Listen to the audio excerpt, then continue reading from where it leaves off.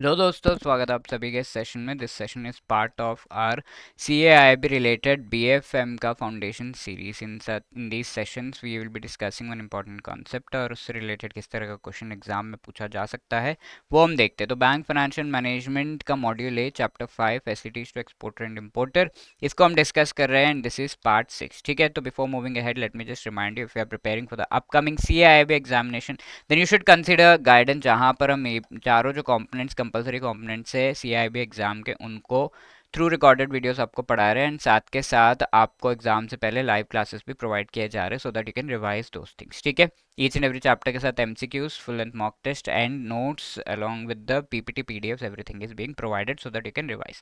The link is given in the description. Also we are coming up with live crash course before the exam, so you can join that also. live classes कराए जाएंगे और जो भी आप live attend नहीं कर पाए उनके रिकॉर्डेड वर्जन्स आपको प्रोवाइड किए जाएंगे सो that you can prepare from that. ठीक है, links in the description, so do join this courses, right. तो अब हम एक्सपोर्ट फाइनेंस की बात कर रहे थे पिछले सेशन में। We have talked about the packing credit और उससे रिलेटेड रूल्स एंड रेगुलेशंस। अब कुछ स्पेशल केसेस आ जाते हैं जहां पर आप जो है पैकिंग क्रेडिट प्रोवाइड कर सकते हैं, बैंक्स को ये जो है ऑथराइजेशन प्रोवाइड की गई है। तो यहाँ पर पैकिंग क्रेडिट जो है रुपी क्रेडिट स्कीम के अंडर प्रोवाइड किया जाता है, जहाँ पर रुपी में लोन दिया जा रहा है टू द एक्सपोर्टर, राइट। तो सब सप्लायर्स जो है सप्लायर्स है और उनके सब सप्लायर्स, उनके नीचे सप्लायर्स है जो सप्लायर्स एंड मेन एक्सपोर्टर्स को दे रहे, तो उनको भी लोन दिया जा सकता है। अपार्ट फ्रॉम दैट कुछ लोग ऐसे हैं जिनके पास जो कि letter of credit immediately submit नहीं कर पा रहे, तो कोई भी transaction international sale and purchase of goods या सर्विसेज हो रहे हैं तो there will be a letter of credit या इक्विवेलेंट डॉक्यूमेंट। तो letter of credit immediately submit नहीं कर पा रहे, can they avail the credit? The answer is yes, there is an account called the running account facility. तो इसके through आप जो है without even submitting the letter of credit you can avail the credit. पैसे जो है आप ले सकते हैं विदाउट जो बैंक जो है वो इंसिस्ट नहीं करेंगे लेटर ऑफ क्रेडिट या फर्म एक्सपोर्ट ऑर्डर्स वगैरह जो है प्रोड्यूस करने के लिए, they will give you loan. ठीक है, रनिंग अकाउंट फैसिलिटी कहते हैं। और इसके लिए देर आर सर्टेन कंडीशंस कि आप ये रनिंग अकाउंट फैसिलिटी को अवेल कर पाए। तो द कंडीशन इज दैट कि आपको उसकी नीड जो है वो प्रॉपर्ली एस्टेब्लिश्ड है कि हाँ इस तरह की फैसिलिटी रिक्वायर्ड है, आपको ऐसे ही नहीं मिलेगी। साथ के साथ track record has to be good, only then this can happen and the money and all of that will be coming back and there is no default and reasonable time में सारे पेमेंट्स हो जाएंगे, ये चीज़ confirm है, then only this can be done.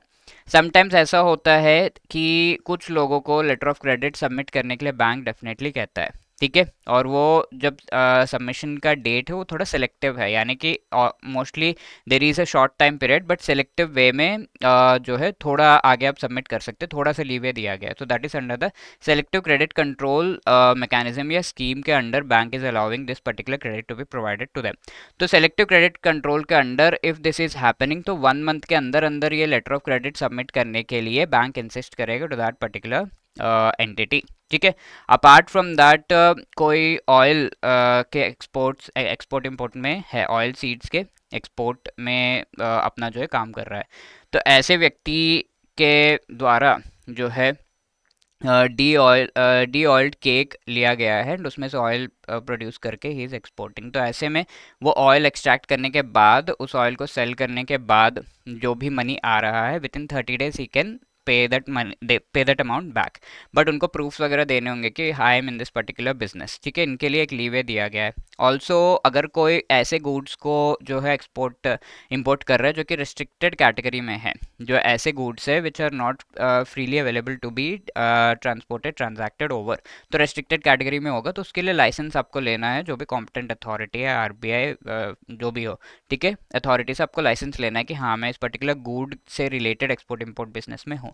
आपको negative category में है, नेगेटिव कैटेगरी और all those goods and services जो जिनका जो है एक्सपोर्ट वगैरह नहीं किया जा सकता, तो नेगेटिव कैटेगरी में गुड है तो you can not go for the export. ठीक है, अब इसके अलावा ये तो हो गया प्री शिपमेंट फाइनेंस से रिलेटेड। अब एक्सपोर्टर्स को पोस्ट शिपमेंट फाइनेंस भी प्रोवाइड किया जाता है। तो पोस्ट शिपमेंट फाइनेंस एडवांस जो भी रिसीवेबल्स है आपने शिपमेंट कर दी, अब एक्सपोर्ट का जो पेमेंट है वो आएगा, that is called the receivable. तो उसके अगेंस्ट आपको फाइनेंस की कई बार पेमेंट डिले होता है, तो फाइनेंस पहले चाहिए, पहले पैसे चाहिए, तो जब पेमेंट आ जाएगा I will pay it back, that is what happens. तो हायर ऑथराइज्ड डीलर का हायर रिस्पॉन्सिबिलिटी है, बिकॉज बैंक जो है वो आपको तो पैसे दे देगा, आप टेंशन फ्री हो जाओगे, you are not bothered about कि पेमेंट आ रहा है या नहीं। बट जब पेमेंट आएगा उसके बाद यू हैव टू पे बैक टू द बैंक, ठीक है। तो पेमेंट आ रहा है कि नहीं ये ट्रैक करना बैंक का काम हो गया।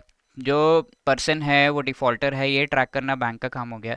ये जो पर्सन है पेमेंट आने के बाद बैंक को देगा या नहीं, उसके लिए इसके भी financials and credentials have to be taken care of, ठीक है। तो ये सारी चीज़ें बैंक की रिस्पॉन्सिबिलिटी हो जाती हैं, बिकॉज यहाँ पर जो एक्सपोर्ट के डॉक्यूमेंट्स है उनको बैंक हैंडल करता है। डॉक्यूमेंट्स फॉरेन बैंक को सेंड करना और पेमेंट जो है प्रोसीड्स को रिसीव करना एंड पेमेंट को रिसीव करना, ये सारे एक्टिविटीज़ ऑथराइज्ड डीलर के बन जाते हैं, ठीक है। Rules and regulations and other aspects क्या है ये पोस्ट शिपमेंट फाइनेंस रिलेटेड, वो हम अभी देख लेते हैं। एंड इसके डिटेल्स डिफरेंट बिल्स के अगेंस्ट कैसे आपको जो है फाइनेंस मिलता है ये आगे के सेशंस में हम देखेंगे। तो first thing is you should have a valid IEC code number, आपके पास इंपोर्टर एक्सपोर्टर कोड नंबर होना चाहिए, सॉफ्ट टेक्स्ट फॉर्म में डिक्लेरेशन होना चाहिए ईडीएफ में कि ये कोड नंबर ये मेरा है एंड ये इससे रिलेटेड गुड्स वगैरह मैंने सेंड करी हैं। इसके साथ साथ शिपिंग डॉक्यूमेंट जो है वो आपको सबमिट करना होगा ईडीएफ सॉफ्टटेक फॉर्म के थ्रू और विद इन 21 डेज, ठीक है। जो भी शिपिंग डॉक्यूमेंट्स आपने शिप कर दिया, पोस्ट शिपमेंट है तो शिपिंग डॉक्यूमेंट्स तो पता होना चाहिए, तो विद इन 21 डेज जो भी ऑथराइज्ड डीलर बैंक है उसको आपको सबमिट करना है। अगर ये 21 डेज के अंदर अंदर नहीं हो रहा है तो you should have some genuine reason जो कि ऑथराइज्ड डीलर कंसिडर करेगा एंड उस जेन्युइन रीजन के बेसिस पर ही ये डीले को जो है एक्सेप्ट करेगा, ठीक है। और ये इन रिटर्न ये रीजन आपको सपोर्टिंग एविडेंस के साथ ऑथराइज्ड डीलर को सबमिट करना है। Only then it will allow time period beyond 21 days for the submission of the shipping documents. अब इसके अलावा अगर आप रुपी फाइनेंस कर रहे हैं तो प्रॉपर बिल बाइंग रेट जो है बैंक के जो रेट्स है वो, और ये रेट ऑफ इंटरेस्ट जो है इनके ऊपर जो लग रहा है वो आरबीआई के गाइडलाइंस के हिसाब से, और payment with in prescribe time limit जो है आ जानी चाहिए। तो जनरल रूल्स यहाँ पे बताए गए हैं। Okay, so these are a few things and this is a homework question, please try to answer it. ये तो डायरेक्ट क्वेश्चन है, इसका थोड़ा permutation combination case study based question exam में पूछा जा सकता है, but at least let us first answer the direct question over here. Let me know the answers in the comment section and also let me know कि ये सेशन आपको कैसा लगा। Do be part of our courses if you want guidance, personal guidance on these topics, ठीक है। आप हमें कॉल भी कर सकते हैं 8146207241 so as to get any of your queries resolved. अगर आपको इसके अलावा भी कोई क्वेरी है you can drop it at hello@edutap.co.in and if you have any suggestion, any improvement related suggestion, you can let us know in the comment section. Session अच्छा लगा तब भी आप हमें comment section में बता सकते हैं। Wishing you all the best. Thank you.